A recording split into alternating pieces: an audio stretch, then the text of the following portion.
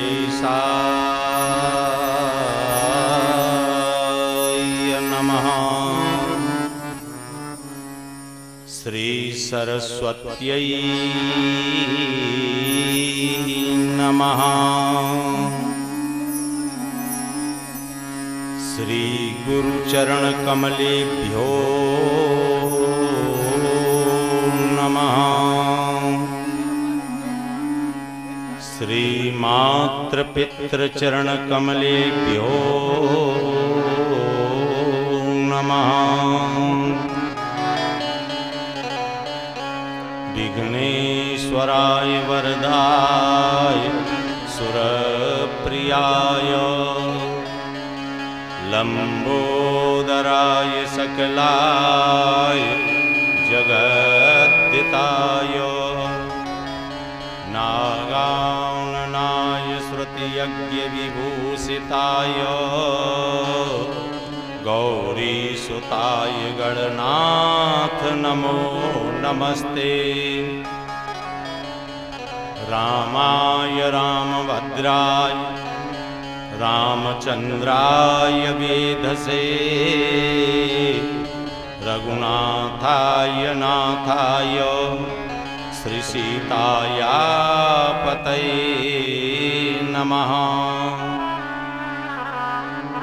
वसुदेव सुतं देवं कंसचाणूरमर्दनं देवकी परमानंदं कृष्णं वंदे जगद्गुरुं।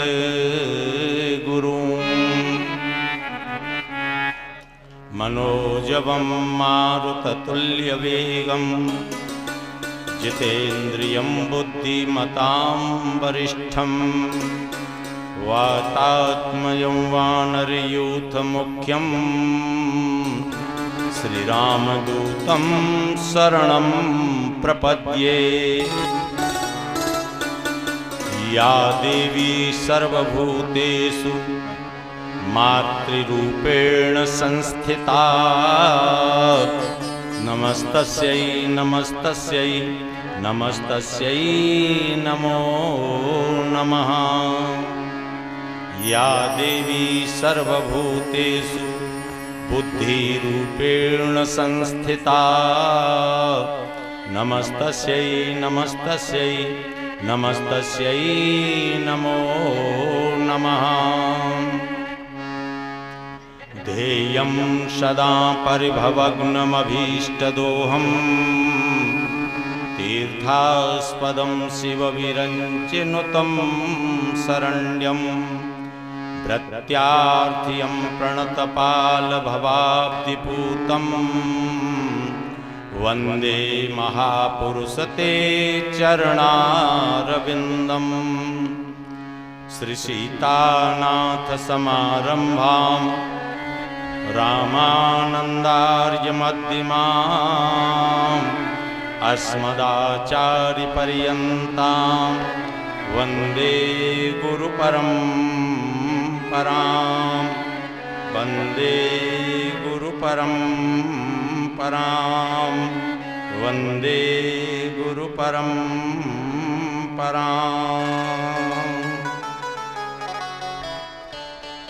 आदरणीय अर्चनीय वंदनीय प्रातः स्मरणीय स्वयं भगवान, आदरणीय अर्चनीय वंदनीय प्रातः स्मरणीय श्री सद्गुरुदेव भगवान, आदरणीय अर्चनीय वंदनीय प्रातः स्मरणीय श्री बीजासेन मैया, श्री हनुमान जी महाराज, श्री शंकर भगवान, सिद्ध बाबा महाराज एवं मंचासीन समस्त विप्रवृंद, भक्तवृंद, श्रोतवृंद एवं सभी संत समाज को नमन करते हुए आज देवी भागवत के पंचम दिन में हम और आप प्रवेश कर रहे हैं।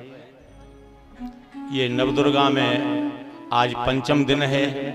इसमें स्कंद माता की पूजा होती है। जो कन्या पूजन है वो स्कंद माता है, स्कंद माता की पूजा की जाती है। तो आइए कथा से पहले दो बार भगवान नाम संकीर्तन, जिससे हमको कथा कहने की शक्ति, आपको कथा श्रवण करने की शक्ति बीजासेन मैया प्रदान करेंगी। तो आइए 2 बार संकीर्तन, उसके बाद जैसे सदगुरुदेव भगवान कथा कहलवाएंगे वह कथा हम आप लोगों को श्रवण कराएंगे। सीताराम वंदना, राधे श्याम वंदना, अंजनी के नंदना की बार बार वंदना। सीताराम वंदना, राधे श्याम वंदना, अंजनी के नंदना की बार बार वंदना। सीताराम वंदना, राधे श्याम वंदना, अंजनी के नंदना की बार बार वंदना। सीताराम वंदना, राधे श्याम वंदना, अंजनी के नंदना की बार बार वंदना। एक बार वंदना, 1000 बार वंदना, अंजनी के नंदना की बार बार वंदना। सीताराम वंदना, राधे श्याम वंदना, अंजनी के नंदना की बार बार वंदना। गणपति जी की वंदना, गौरा जी की वंदना, बाबा भोले शंकर की बार बार वंदना। गणपति जी की वंदना, गौरा जी की वंदना, बाबा भोले शंकर की बार बार वंदना। गणपति जी की वंदना, गौरा जी की वंदना, बाबा भोले शंकर की बार बार वंदना। गणपति जी की वंदना, गौरा जी की वंदना, बाबा भोले शंकर की बार बार वंदना। दुर्गा जी की वंदना, काली जी की वंदना, बीजासेन मैया की बार बार वंदना। दुर्गा जी की वंदना, काली जी की वंदना, बीजासेन मैया की बार बार वंदना। दुर्गा जी की वंदना, काली जी की वंदना, बीजासेन मैया की बार बार वंदना। दुर्गा जी की वंदना, काली जी की वंदना, बीजासेन मैया की बार बार वंदना। सीताराम वंदना, राधे श्याम वंदना, अंजनी के नंदना की बार बार वंदना। सीताराम वंदना, राधे श्याम वंदना, अंजनी के नंदना की बार बार वंदना। गणपति जी की वंदना, गौरा जी की वंदना, बाबा भोले शंकर की बार बार वंदना। गणपति जी की वंदना, गौरा जी की वंदना, बाबा भोले शंकर की बार बार वंदना। दुर्गा जी की वंदना, काली जी की वंदना, बीजासेन मैया की बार बार वंदना। दुर्गा जी की वंदना, काली जी की वंदना, बीजासेन मैया की बार बार वंदना। बीजासेन मैया की बार बार वंदना। बीजासेन मैया की बार बार वंदना। बीजासेन मैया की बार बार वंदना। बीजासेन मैया की बार बार वंदना। बीजासेन मैया की बार बार वंदना। बीजासेन मैया की बार बार वंदना। चलो दुर्गे मैया की जय। श्रीमद् देवी भागवत महापुराण की जय हो। श्री व्यास जी महाराज की जय हो। श्री सुखदेव जी महाराज की जय हो। श्री परीक्षित जी महाराज की जय हो। श्री जन्मेजय महाराज की जय हो। श्री बीजासेन मैया की जय हो। श्री हनुमान जी महाराज की जय हो। श्री शंकर भगवान की जय हो। सिद्ध बाबा महाराज की जय हो। मोहनदास जी महाराज की जय हो। संत समाज की जय हो। भक्त समाज की जय हो। अपने अपने गुरुदेव भगवान की जय हो। अपने अपने माता पिता की जय हो। बोलो वृंदावन बिहारी लाल की जय। जय जय श्री राधे श्याम।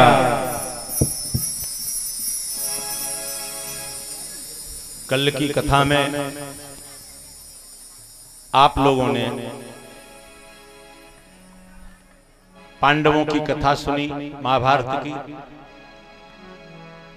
जिसमें कौरव दल का विनाश हुआ, पांडवों की विजय हुई। इसके उपरांत महाराज युधिष्ठिर को द्वारिकाधीश से भीष्म पितामह के पास ले गए।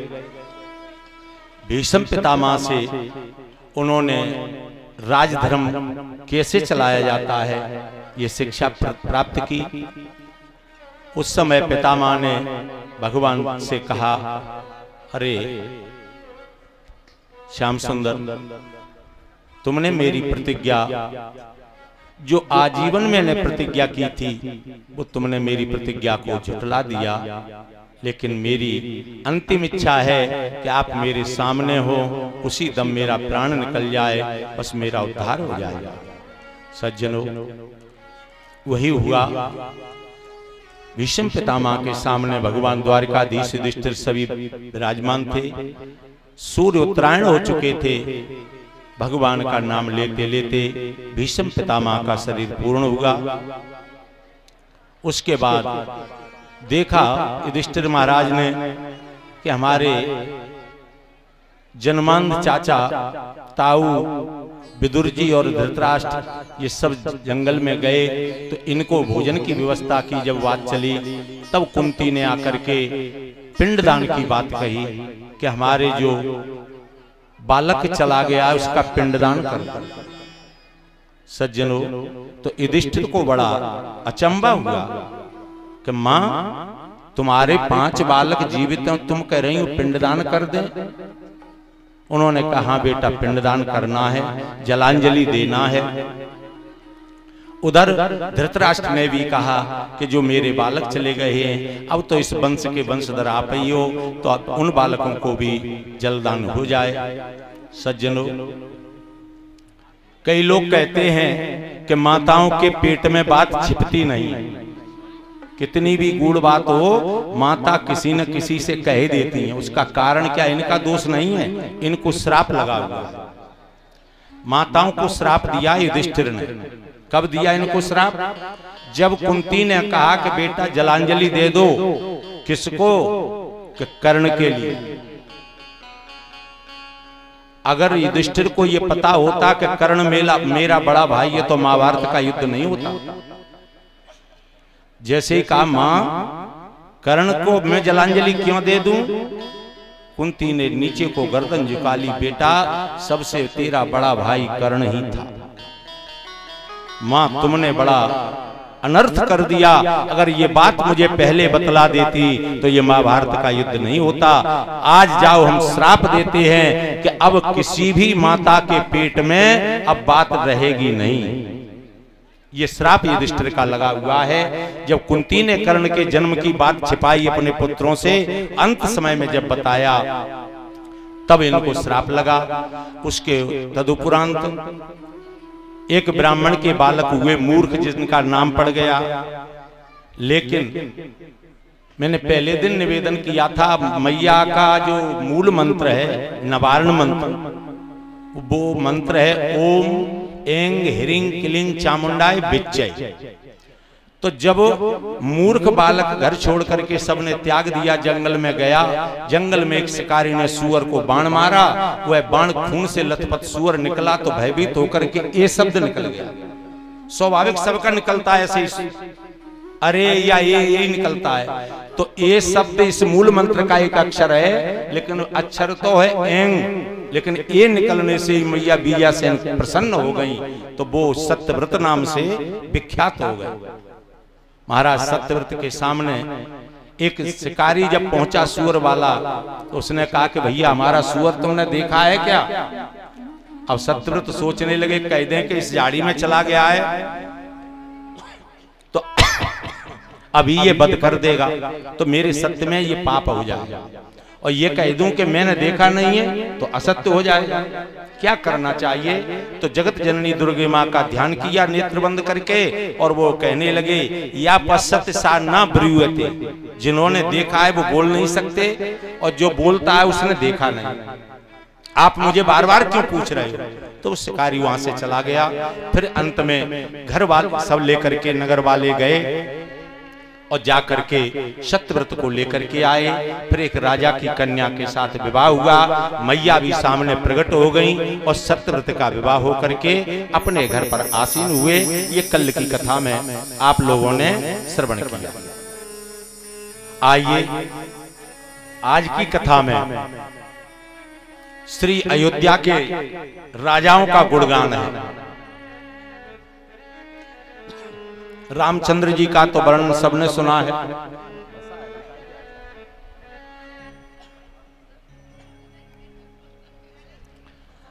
राम जी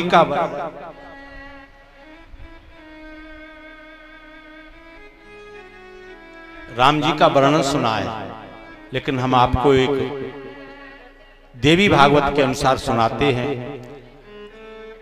ऐसी घटना अयोध्या की देवी भागवत में ही है, बड़े ध्यान लगा करके सुनना है।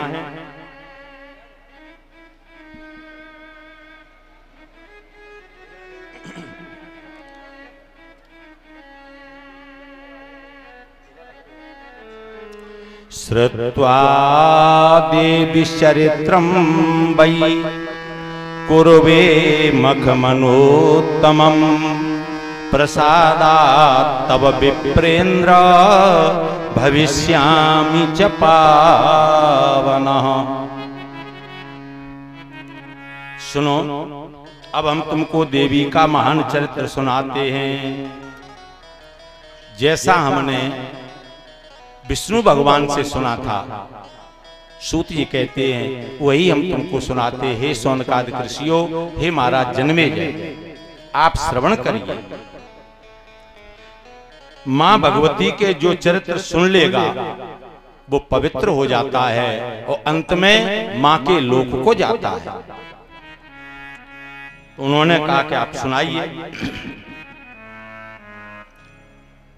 कौसलेषु नृपश्रेष्ठा सूर्य वंश समुद्भवा पुष्पपुत्रो महातेजा ध्रुव संधिरिति स्मृतः। कौशलपुर में कौशलेषु नृपश्रेष्ठा सूर्य वंश समुद्भवा। भगवान राम जी का जन्म किस वंश में हुआ है? सूर्य वंश में। तो ये कथा किसकी है? सूर्य वंश की। सूर्य वंश समुद्भवा पुष्पपुत्रो महातेजा। अयोध्या के राजा थे एक पुष्पपुत्र, और पुष्पपुत्र के जो बालक हुआ उसका नाम हुआ ध्रुवसंधि। पुष्पपुत्रो महातेजा ध्रुवसंधिरिति स्मृतः।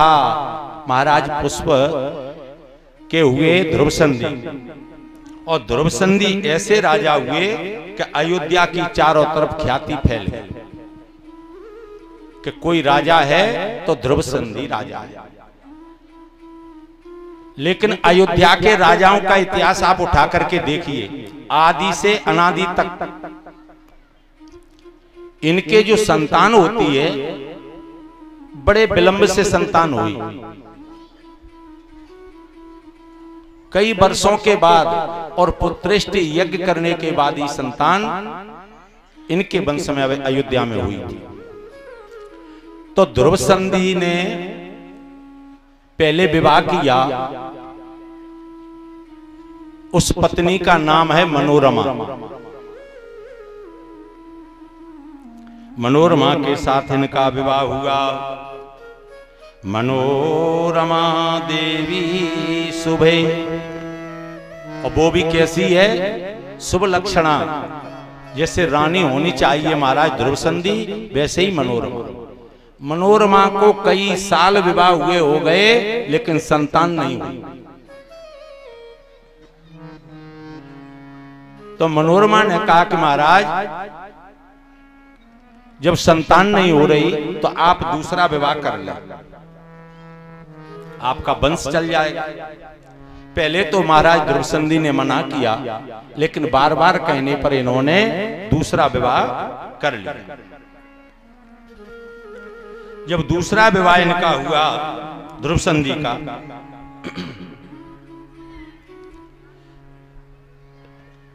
दूसरा विवाह होकर के आया, दोनों रानी बड़े प्रेम से रहने लगे। कोई घर में तनाव नहीं, और महाराज बड़ी खुशी से अपना राज्य चला रहे हैं। अब जब भाग्योदय होता है, जैसे ही दूसरी रानी आई, 1 वर्ष नहीं लगा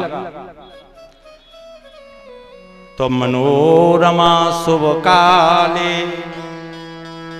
सुशुभे पुत्रमुत्तमम् सुदर्शनाभिद्यम पुत्रम राजलक्षण संयुतम। तो सबसे पहले मनोरमा जिसके संतान नहीं हुई थी उसी के बालक हुआ, दूसरा विवाह होने के बाद। तो उस बालक का नाम क्या हुआ? सुदर्शनाधिविधम पुत्रम राजलक्षण संयुतम। उस पुत्र का नाम हुआ सुदर्शन। बड़ी रानी का बेटा है सुदर्शन, सुदर्शन उसका नाम हो गया। अब जो दूसरी रानी है, छोटी रानी, उसका नाम है लीलावती। भगवान की ऐसी कृपा हुई कि साल पूर्ण होने को आई, तब तक उसके भी एक बालक हो गया। अब एक बालक को तरसते थे, और 1 साल में 2 बालक हो गए महाराज ध्रुवसंधि। ठीक 1 महीने बाद, मतलब सुदर्शन में और लीलावती के पुत्र में 1 महीने का अंतर है। सुदर्शन 1 महीना बड़ा है और लीलावती का पुत्र 1 महीना छोटा है। तो महाराज ने जात कर्म संस्कार करवाए, नांदी मुख श्राद्ध किया, जो भी संस्कार होते हैं वो सब किए, चूड़ा कर्म किया। इतना सब कुछ करने पर अब आप देखें, राजाओं को शौक होता है शिकार खेलने का, तो शिकार को जाते हैं। सांध्यकालीन बेला में जब आते हैं तो मनोरमा का पुत्र है सुदर्शन, वो सीधा है बहुत, और लीलावती का पुत्र थोड़ा चंचल है। चंचल कैसा? अधिक बोलने वाला, अधिक हंसने वाला। तो जो बालक छोटा चंचल होता है तो सबको प्रिय लगने लगता है।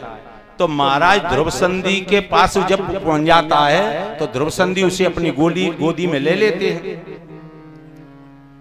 अब ऐसा लगने लगा कि मानो उसी को खिलाने लगे, उसी को लाड़ प्यार करने लगे। उसका नाम है शत्रुजित। देखो नाम आपको ही ध्यान रखना पड़ेगा।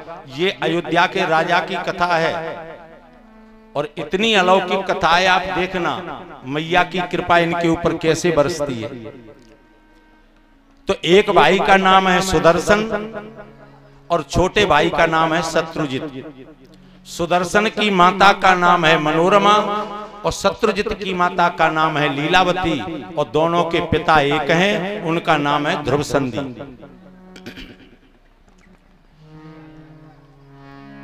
एक दिन महाराज शिकार खेलने के लिए जब गए तो एवं गक्षति काले तू ध्रुव संधिर नृपोत्तमम् जगाम वन मध्य सौ मृगया निरतः सधा। कुछ समय के महाराज जब शिकार को गए तो उन्हें शिकार खेलने का बड़ा शौक था, लेकिन शिकार तो नहीं मिली। एक झाड़ी में छिपा हुआ सिंह बैठा था। जैसे ही महाराज ध्रुवसंधि सिंह के पास पहुंचे तो सिंह ने झपट्टा देकर के महाराज पर प्रहार कर दिया। अयोध्या के श्री महाराज ध्रुवसंधि सिंह की चपेट में आकर के पृथ्वी पर गिर पड़े। कहीं धनुष बाण पड़ा हुआ है, कहीं ध्रुवसंधि पड़े हुए। लेकिन धन्य है वीर ध्रुवसंधि, एक बार के बार से ही वो तुरंत खड़े हो गए और धनुष बाण लेकर के सिंह के ऊपर बाण चला दिया। सिंह के ऊपर बाण चला सज्जनों, और दूसरा जब बार सिंह ने किया तो ध्रुवसंधि के प्राण पखेरु उड़ गए। अयोध्या के राजा ध्रुवसंधि का वध हो गया। लेकिन महाराज ध्रुवसंधि के उस बाण के द्वारा हुआ सिंह भी मारा गया। युद्ध बराबर हुआ। महाराज ध्रुवसंधि ने उस सिंह का भी वध कर दिया। सज्जनों, इस प्रकार इनके जो राज सैनिक आए थे मंत्री सैनिक राजा के साथ चलते थे, उन्होंने देखा कि महाराज का शव पड़ा हुआ है तो जाकर के नगर में सूचना दी। परलोक यात्रा के लिए जैसे ही उन्होंने बताया तो सभी लोग नगर निवासी गए अयोध्या के। महाराज का शरीर लाकर के अयोध्या में रखा गया। अब आप देखें इनके मंत्री सभी, इनमें सबसे बूढ़े मंत्री थे बिदल।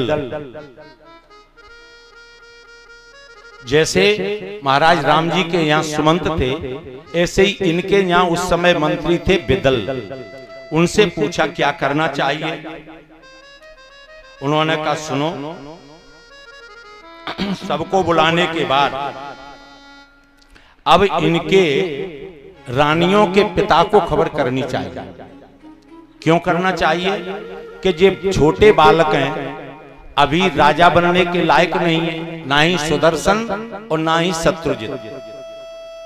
अब क्या करना चाहिए। लेकिन और गद्दी भी अयोध्या की सूनी नहीं रहना चाहिए। ऐसा किया जाए, मंत्री ने कहा कि राज तिलक तो कर दो, बड़े बेटे को नियम है, जो बड़ा बेटा होता है उसको ही राज तिलक किया जाता है। और इसके शासन काल को देखने के लिए किसी अच्छे मंत्री को या अच्छे राजा को अपने पास रख लो। ये सब बातें बताएं। उसी समय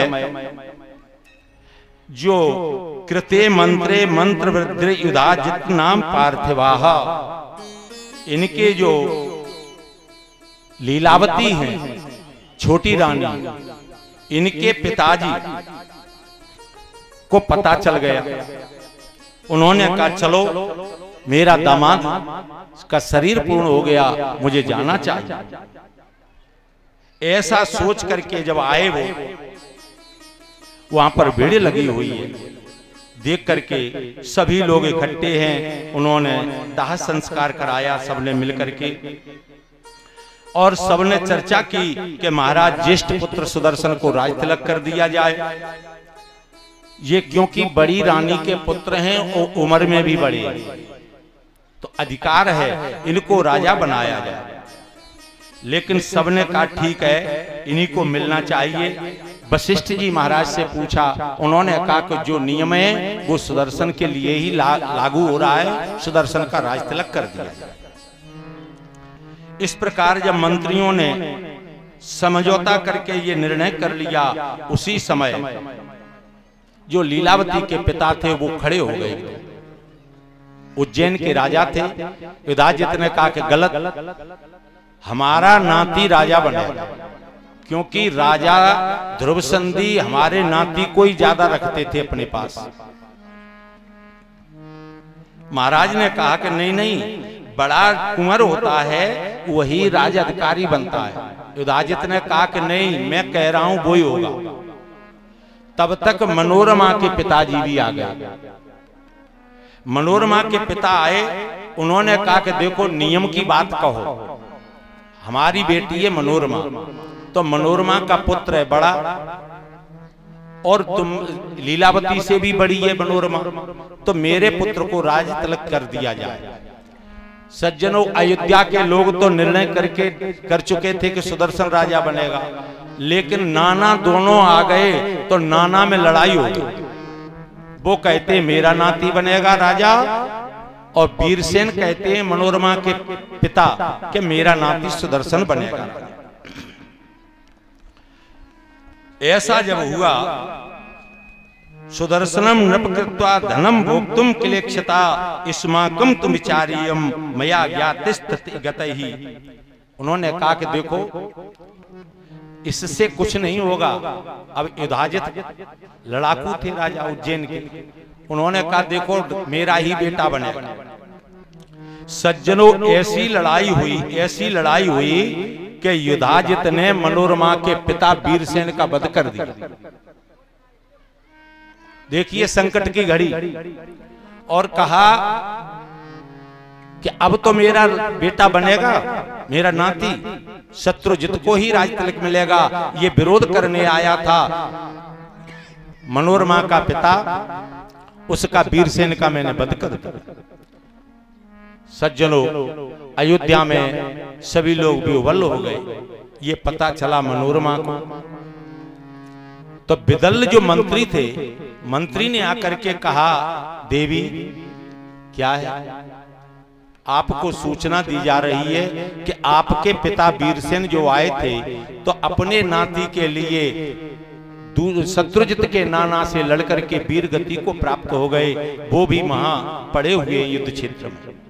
और देवी हम तुमको एक बात बताते क्या, कि जो उज्जैन के राजा हैं, तुम्हारी छोटी बहन लीलावती के पिता, वो सोच रहे हैं कि मेरा नाती बने, तो ऐसा करो कि सुदर्शन का भी ये वध कर सकते हैं,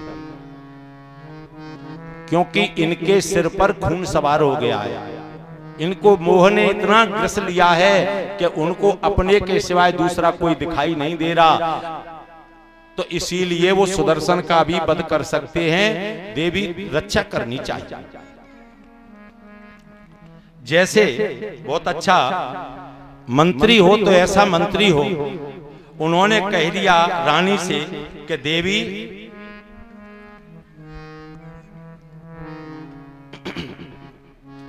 जैसे गिद्ध और कौआ मांस के लोलुप होते हैं, ऐसे ही आज राज का लोभी बन गया है। कौन? युधाजित, उज्जैन का राजा, कि मेरा नाती बनेगा, इसीलिए रक्षा करना है सुदर्शन की, कैसे भी करो।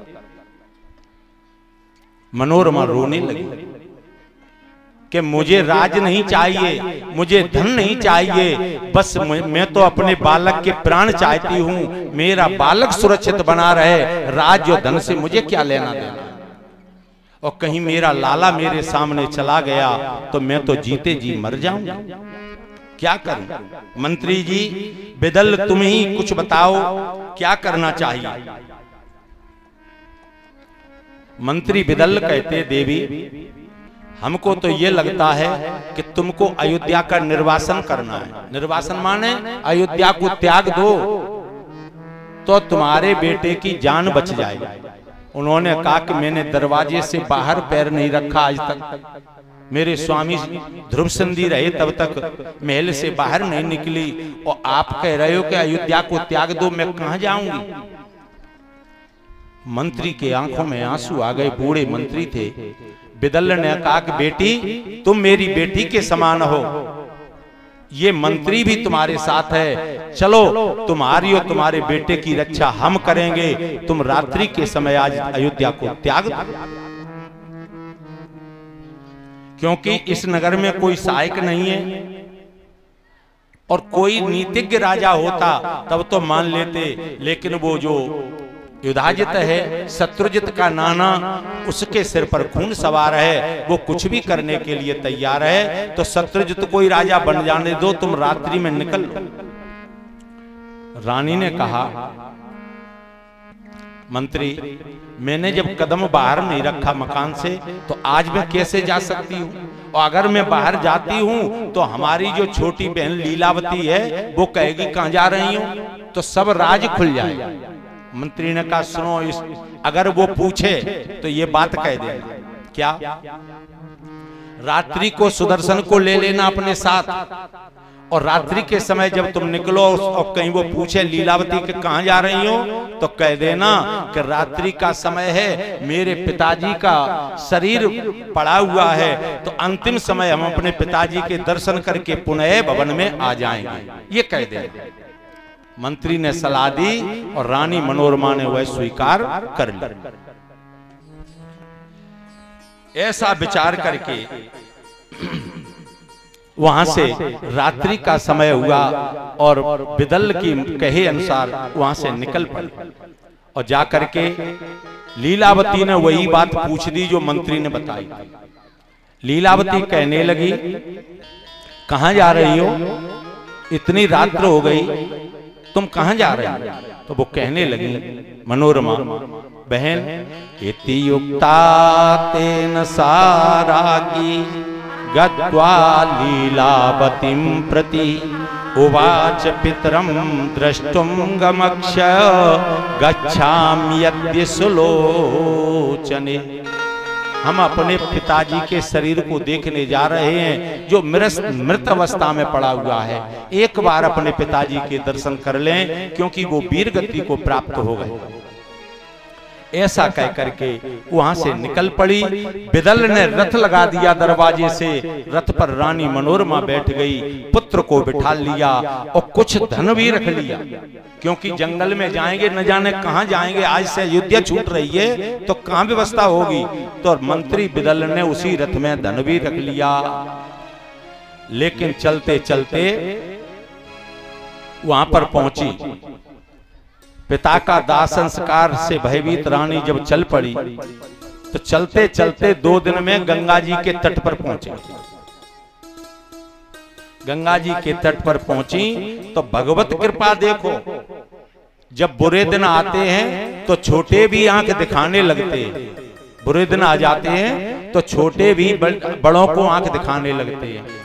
आज ये गंगा के तट पर रथ को रोक लिया, सामान रखा है, छोटा बालक इनकी गोदी में, बूढ़े मंत्री साथ हैं। लेकिन देखिए गंगा के तट पर इनके साथ क्या होता है कि निषादेर लुठिताम तत्र गृहीतम सकलम वसु रथम चापि गृहीत्वा ते निर्गता दस्यव सठः।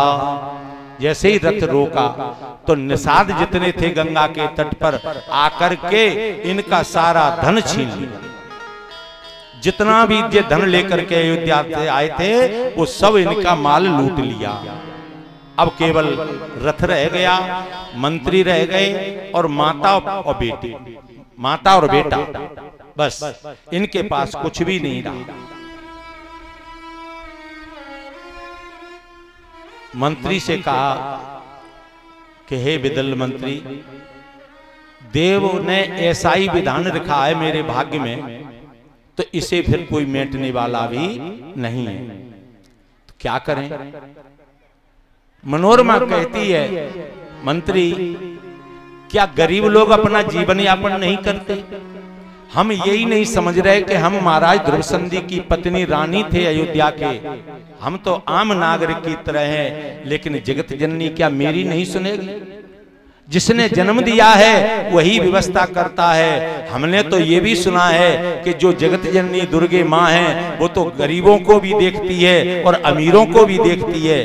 मंत्री से माँ मनोरमा कहती है, मैया हमने ये सुना है कि मैया रहती है गरीबों में, तो क्या वो मेरी रक्षा नहीं करेगी क्या? मैया ये सुना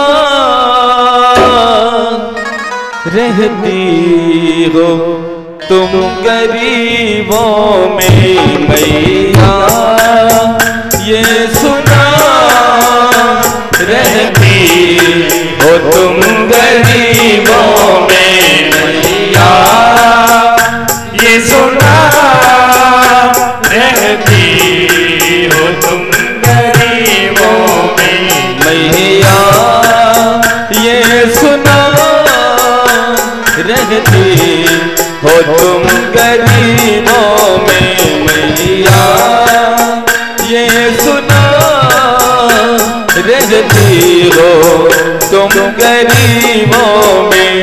तेरा जलवा तो देखा गरीबों में, तेरा जलवा तो देखा गरीबों में, तेरा जलवा तो देखा गरीबों में, तेरा जलवा तो देखा गरीबों में, मैया ये सुना रहती हो तुम गरीबों में, मैया ये सुना रहती हो तुम गरीबों में।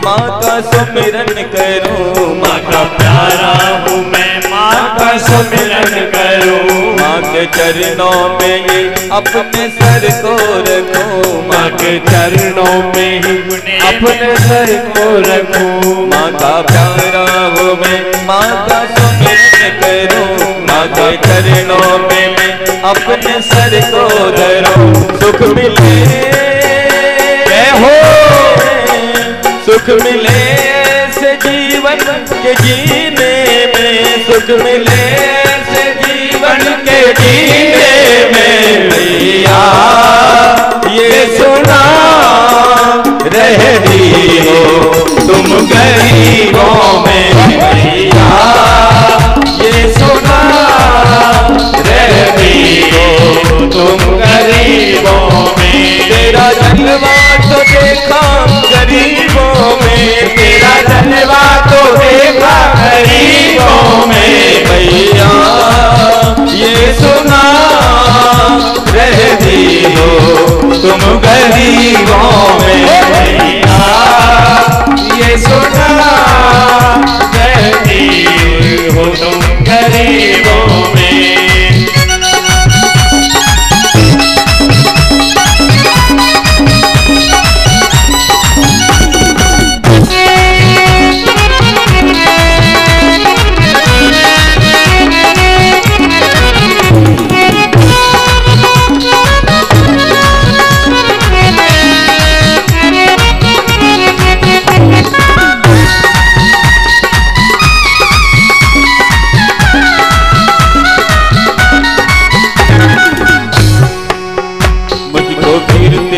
वैभव न यश चाहिए, मुझको कीर्ति न वैभव न यश चाहिए। मैया के नाम का मुझे रस चाहिए, मैया के नाम का यश चाहिए। मुझको कीर्ति न वैभव न यश चाहिए, मुझको कीर्ति न वैभव न यश चाहिए। मैया के नाम का मुझको रस चाहिए, मैया के नाम का मुझको रस चाहिए। कर दो कृपा हो,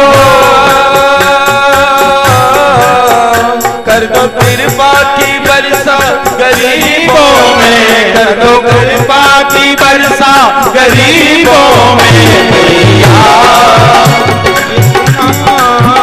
रहती हो तुम गरीबों में, भैया ये सुना रहती हो तुम गरीबों में। तेरा जलवा तो देखा गरीबों में, तेरा जलवा तो देखा गरीबों में, तेरा जलवा तो देखा गरीबों में। भैया ये सुना रहती हो तुम गरीबों में, भैया ये सुना रहती हो तुम गरीबों में। भैया ये सुना रहती हो तुम गरीबों में, रहती हो तुम गरीबों में, रहती हो तुम गरीबों में, रहती हो तुम गरीबों में।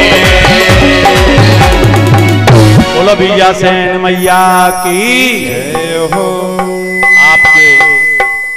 आपके और हमारे मध्य मस्ताना बाबा विराजमान है, सभी लोग देख रहे हैं और हमको भी गर्व है, आप लोगों को भी गर्व करना चाहिए कि हमारे संभाग में, ग्वालियर चंबल संभाग में इनके बराबर का कोई कलाकार हमने तो नहीं देखा। इतने महान, और आपको पता होगा वैसे जे आर्मी से रिटायर है, लेकिन इनकी ख्याति इतनी फैली हुई है कि चंबल और ग्वालियर संभाग जो हमने बताया ये भी कम है। तो आज बाबा आए हैं, इनकी भी प्रस्तुति होगी मत कथा के मध्य में, आप इनके भजन सुनेंगे। जहां कथा होती है वहां मस्ताना बाबा पहुंचते हैं, हमसे बहुत स्नेह करते हैं बाबा, रोज बात हो जाती है। आज हमारे भदौरिया जी भी पूछ रहे थे, वो भी आर्मी से रिटायर हैं, कि मस्ताना बाबा से बात हुई थी। हमने हाँ बिल्कुल फोन आया था, बाबा आ रहे हैं। आइए कथा के प्रसंग पर। आज मनोरमा का गंगा के तट पर चोरी कर ली सभी निषादों ने, धन को छीन लिया। रोने लगी मनोरमा कि मंत्री क्या करना चाहिए। बिदल ने कहा कि देवी सीताराम सीताराम सीताराम कहिए और जाई विद राखे राम ताई विद।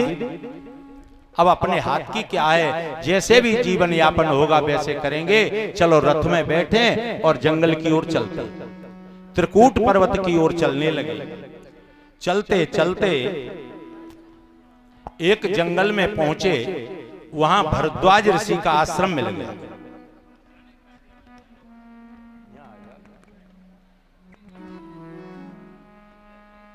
बोलिए संत भगवान की जय हो।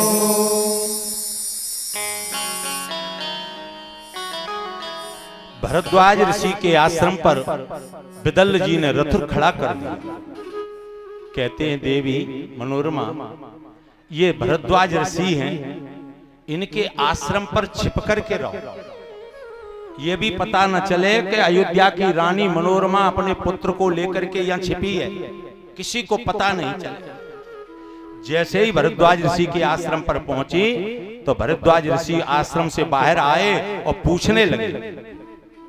क्या कहते हैं कि मुनि नाम सातत पृष्ठा क्वासिकस्य परिगृहा कष्टे नात्र कथम प्राप्ता सत्यम ब्रूहि शुचिस्मते। हे देवी, तुम्हारे आंखों में आंसू आ रहे हैं, पहले सत्य सत्य बताओ, तुमको कष्ट किसने दिया जो तुम्हारे आंखों में आंसू चल रहे हैं? बताओ क्या बात है। किसी भी नारी के अगर आंख में आंसू आते हैं तो उसको पूछना चाहिए। मैं भरद्वाज ऋषि तुमसे बार बार पूछता हूं, देवी आप बताओ, आपके राजोचित चिन्ह दिखाई दे रहे हैं, आप किसी राजा की रानी दिखाई पड़ती हैं, लेकिन आपके आंख में आंसू कैसे? आप अपना परिचय तो बताओ। जैसे ही पूछा तो रानी ने सिर झुका लिया, लेकिन उत्तर नहीं दिया। रोती रही बेचारी मनोरमा और ऐसे हाथ कर दिया कि हमारा परिचय तो मंत्री देंगे। जो बूढ़े मंत्री बिदल थे उनको इशारा कर दिया। तो बिदल कहने लगे, परिचय देते हैं भरद्वाज ऋषि को। मंत्री कहते हैं कि महाराज, इनकी जो परिचय है वो हम आपको दे रहे हैं, आप ध्यान लगा करके सुने। क्या है? बिदल्लस्तदुमे वाचो ध्रुव संधिर नपोत्तमम तस्य भार्या धर्मपत्नी नामना चेयम मनोरमा। महाराज, ये अयोध्या के महाराज ध्रुव संधि की रानी मनोरमा तो यहां कैसे आई? उन्होंने कहा कि इनका जो बेटा है सुदर्शन, ये बड़ा था। महाराज ध्रुव संधि की दूसरी रानी थी लीलावती, उसका बालक एक माह छोटा था, लेकिन दोनों के नाना आ गए। नाना कहने लगे कि मेरा बालक बनेगा राजा, और उनका कहने लगा कि मेरा बनेगा। बस ये लड़ाई नाना में हो गई। तो नाना इसके पिताजी वीरसेन को शत्रुजित के नाना ने उनको वध कर दिया और कहने लगा कि न रहेगा बांस और न बजेगी बांसुरी, हम सुदर्शन का भी वध कर देंगे तो फिर तो मेरा नाती अकंटक राज्य करेगा। इसीलिए मैं रात्रि के समय रानी मनोरमा को उनके बेटे सुदर्शन को लेकर के आपके आश्रम पर आ गए हैं। अब बस इनका भार आपके श्री चरणों में। बिदल ने पूरा व्याख्यान बता दिया। इसीलिए आए। तो भरद्वाज ऋषि कहते हैं, देवी तुम चिंता मत करो, तुम मेरी बेटी हो धर्म की आज से, और बेटी की जैसे पिता रक्षा करता है ऐसे मैं रक्षा करूंगा तुम्हारी। रानी रो पड़ी। महाराज, रक्षा क्या, जो हमारे छोटी बहन लीलावती हैं, उनके पिताजी युधाजित को पता चल गया कि मनोरमा भरद्वाज ऋषि के आश्रम पर रह रही है, तो वो यहाँ आकर भी सुदर्शन का वध कर दे। आज भरद्वाज ऋषि कहते, बेटी मेरे जीते जी तो वो तुम्हारे पुत्र से हाथ नहीं लगा सकते, जब मेरे शरीर का वध करके तुम्हारे पुत्र का फिर चाहे कुछ हो जाए, ये मैं प्रतिज्ञा करता हूं। जब तक भरद्वाज ऋषि जीवित है तब तक बाल बांका नहीं होगा। वचन दे। जब ऐसा कहा तो खुश हो गई रानी मनोरमा और कहने लगी, महाराज आप उनके क्रोध को नहीं जानते। उन्होंने कहा, बेटी तुम भी ऋषि के श्राप को नहीं जानती। ऋषि शक्ति लड़ाई की कम होती है, लेकिन ऋषि के श्राप से सब डरते हैं। हमने भी तप किया है। और इतनी बात छोड़ो, हम आपके पुत्र को किसी न किसी अच्छे शुभ दिन में हम राज तिलक इसके ही कराएं। एक वचन और दे। सज्जनों, 13 दिन पूर्ण हुए अयोध्या में, तो जो शत्रुजित का नाना है युधाजित, उसने कहा कि ये बताओ, मनोरमा अपने पिता वीरसेन को देखने के लिए रात्रि के समय गई, लेकिन वो लौट के नहीं आई, बेटा को लेकर के गई है, वो सुदर्शन कहाँ है? तो जो और मंत्री थे पुराने और अयोध्या के लोग, वो कहने लगे कि बेचारी वो अपने पुत्र को लेकर चली गई, अब तुमको क्या करना, तुम अपने नाती को राजा बना दो। उन्होंने कहा, नहीं, शत्रु को कभी तिनका के समान नहीं समझना चाहिए, वो कभी भी बड़ा ही ढाल बन सकता है। इसीलिए जब तक सुदर्शन जीवित रहेगा तो मेरे नाती राज्य नहीं कर सकता, इसीलिए सबसे पहले सुदर्शन का वध मुझे करना। सज्जनों, इसने ये सोचा। उसी दिन सबको बुला करके उनके त्रयोदशी संस्कार के बाद अपने नाती शत्रुजित के राज तिलक कर दिया। और राज तिलक करके कहा, बेटा अब तुम इस अयोध्या के राजा बन गए, तुम इसका शासन करो, और मैं जाता हूं तुम्हारी बड़ी माता मनोरमा और तुम्हारे भाई को देखने के लिए कहां जाकर के छिपेंगे, हम उन्हें जिंदा नहीं छोड़ेंगे।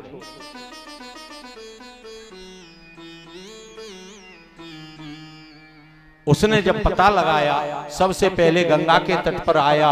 गंगा के तट पर निषादों ने बता दिया कि एक स्त्री, एक छोटा सा बालक था और एक बूढ़ा व्यक्ति था, वो धन लेकर के आया था। उन्होंने कहा, धन कहाँ है? जब धन देखा तो अयोध्या के राजकोष का धन दे करके वो समझ गया। युधाजित ने कहा कि वो कहाँ गए? निषाद कहते कि गंगा पार करके और त्रिकूट पर्वत पर चले गए।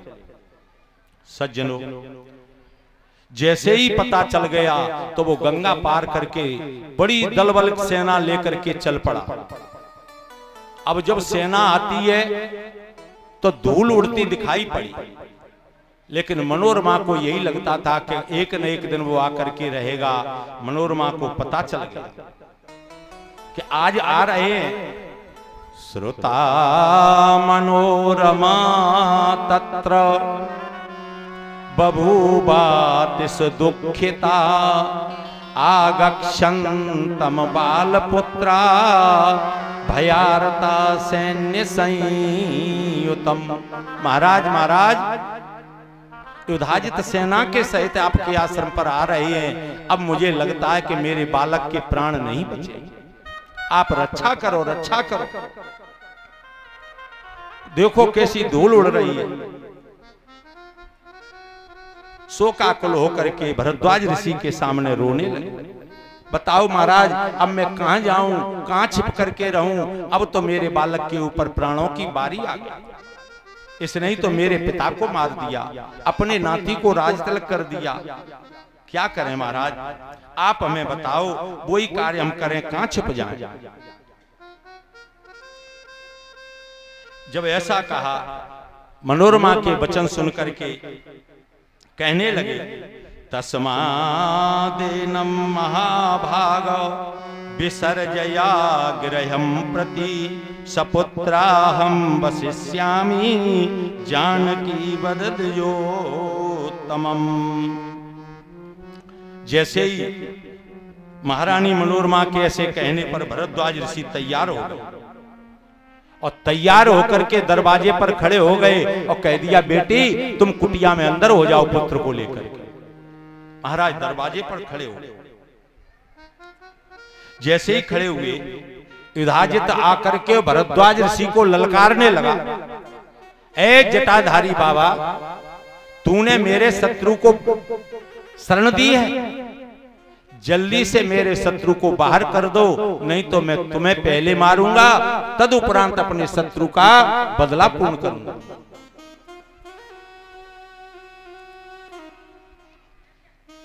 महाराज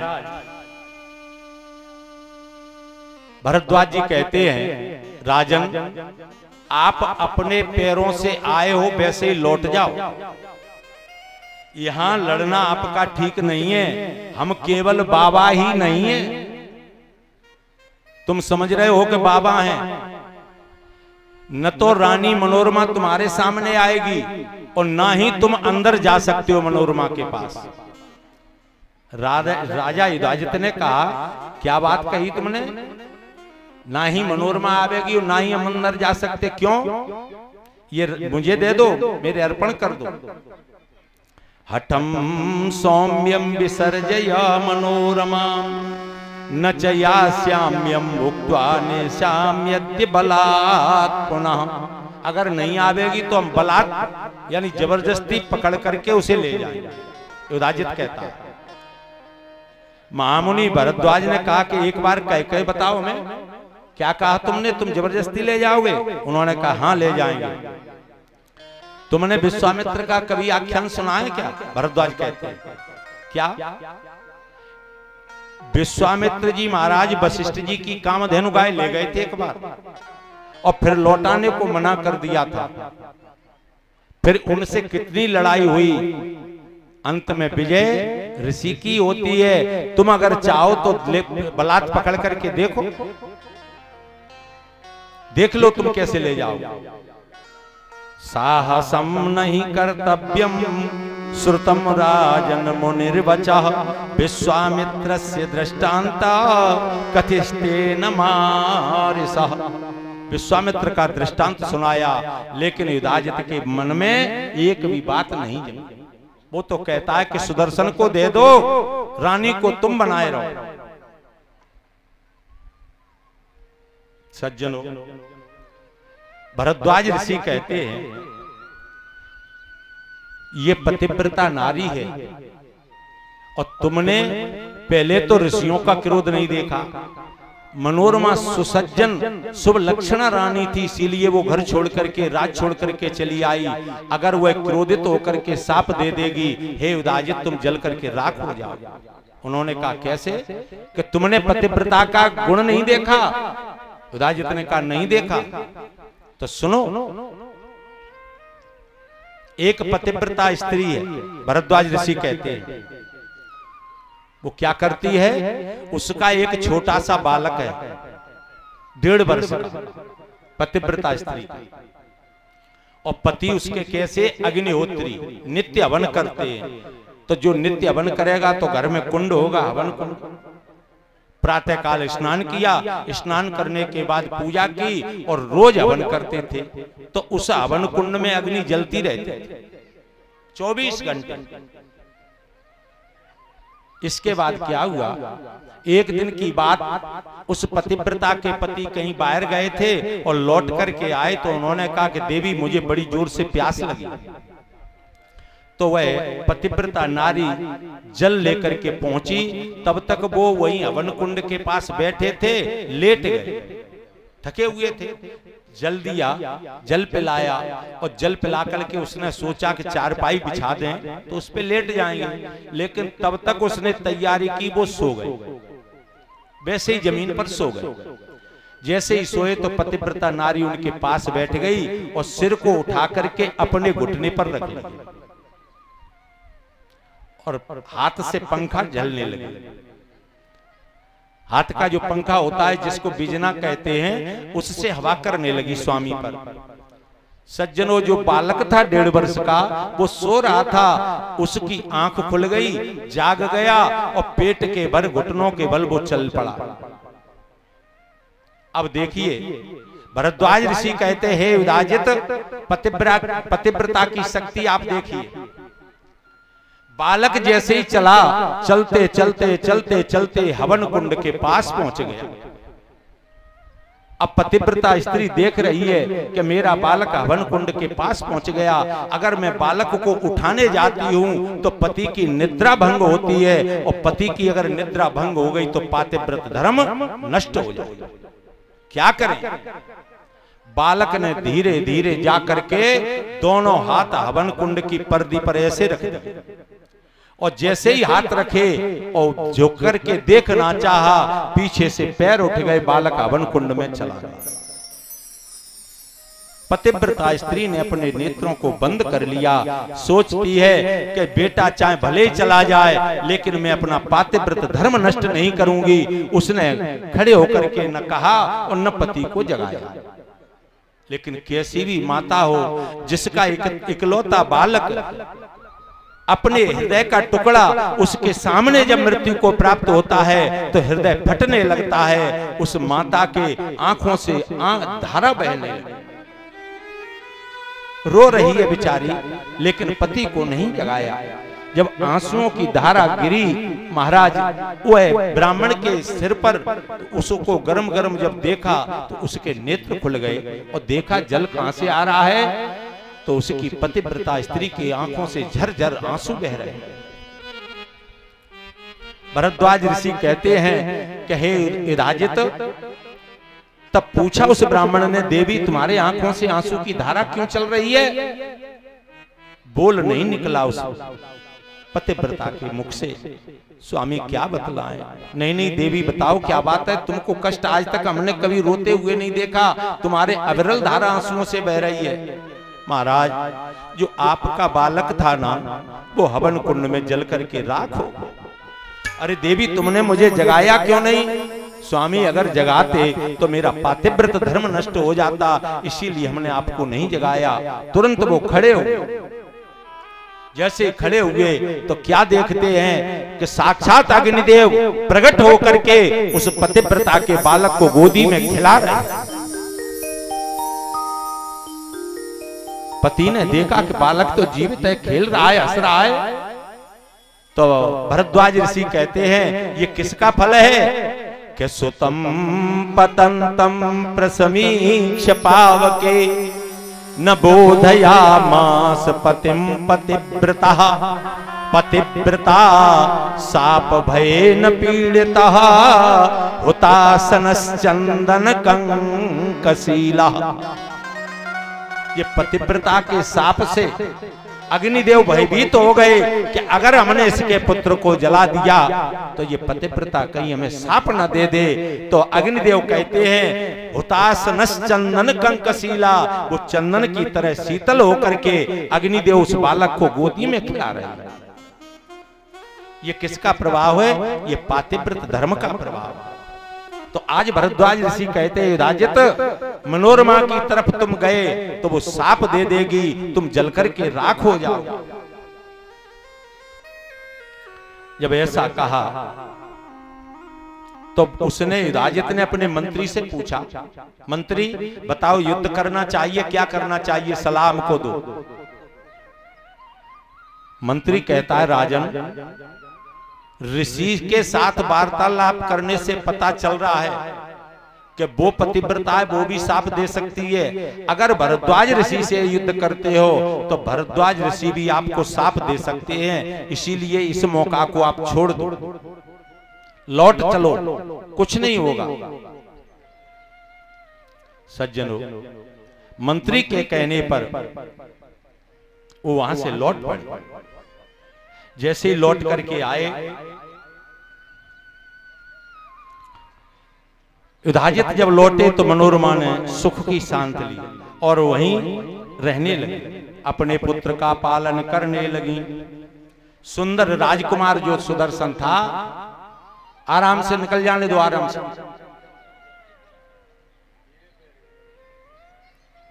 दिनों दिन वह बढ़ने लगा। नवीन सुंदर बालक देख करके अब जितने भी ऋषि बालक थे उस आश्रम पर सबके साथ हो गया। अरे कोई किसी का रिश्तेदार का बालक आ जाता है तो गांव के जो भी बालक हैं तो अपने साथ सबको खिलाने लगते हैं। तो वो बालक भी सुदर्शन उन्हीं के साथ बढ़ने लगा। एक दिन उन ऋषि के बालकों ने इसे नपुंसक कहकर के पुकारा सुदर्शन को।